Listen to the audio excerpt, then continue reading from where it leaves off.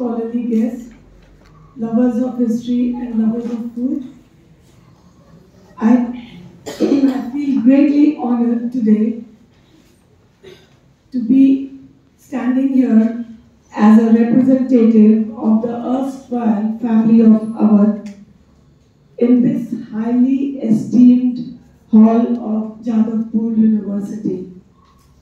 I extend heartfelt gratitude on behalf of the House of Awadh to the Department of History of Jadavpur University, Sudeshna, Samir Das, School of Media, Communication and Culture, SPARD project redefining for India the intangible cultural heritage, and Know Your Neighbor for organizing this 2-day-long seminar on the dethroned ruler of Awadh, King Wajid Ali Shah, who made Calcutta his home for the second half of his life.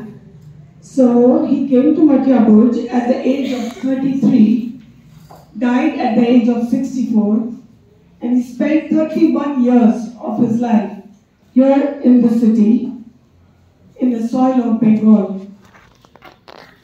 My maternal grandfather, Fazl Naqvi, when he came to Calcutta for the first time after he married his daughter, my mother, into this family, and he visited the grave of Wajid Ali Shah in Madhya Burj, as a lot of you will be going to see tomorrow.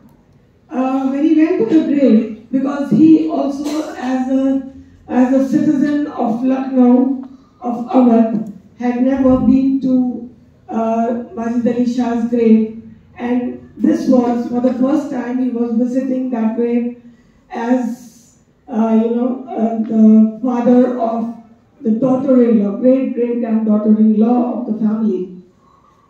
He uttered a couplet spontaneously because he was a poet. I will not miss this opportunity to repeat that couplet before you all.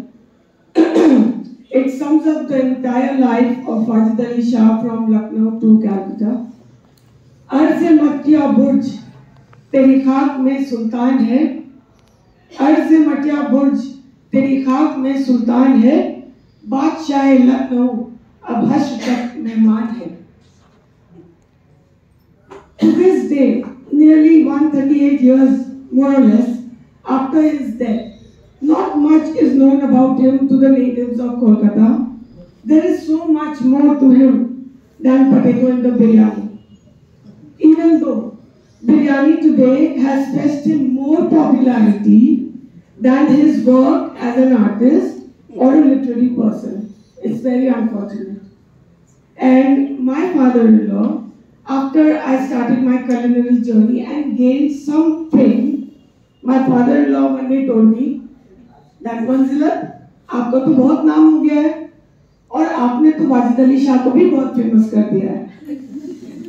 So I feel happy because this was my mission. I wanted people to know Wajid Ali Shah. Biryani or Awadhi cuisine was just a tool to reach out to people, so that food is the best medium to connect with people. So I thought, and my mother was also there back home, who kept telling me that you must do something for your family.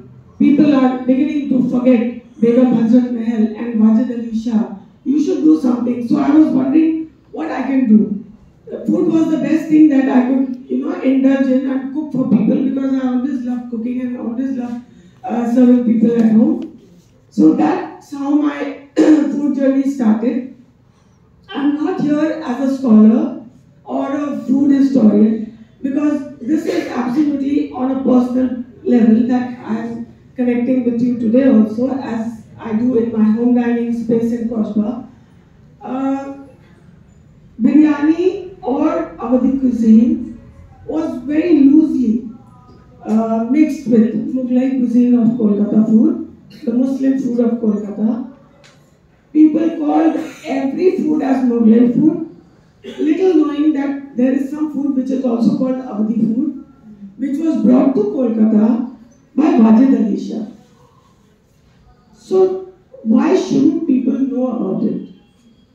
Every food has a history, and therefore I embarked on this journey, and I thought of picking up something which would draw everybody's interest.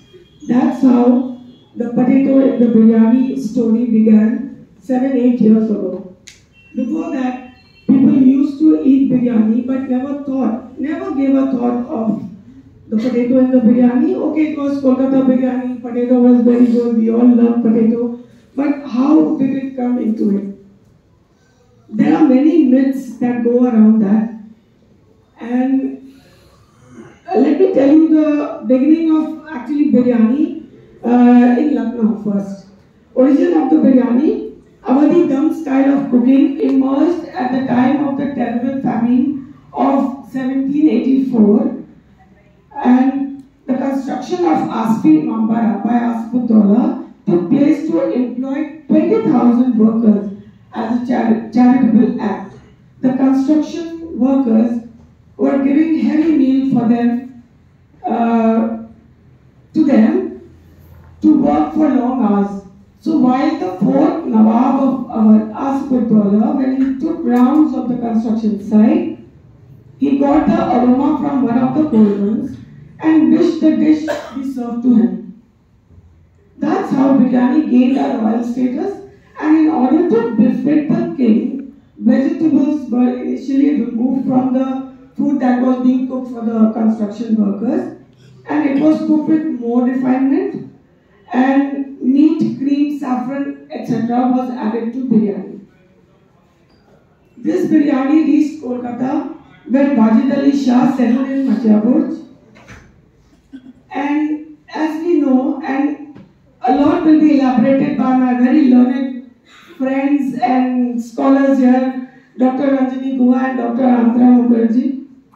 They will be throwing a lot of light on how the food came into the mainstream of Kolkata. But here I would like to say the biryani reached Kolkata when Wajid Ali Shah settled here. And since innovations used to happen back home in Lucknow, one meal of a king came from various different kitchens, say from their mother's kitchen, from one wife's kitchen, from mama's kitchen, from chacha's kitchen.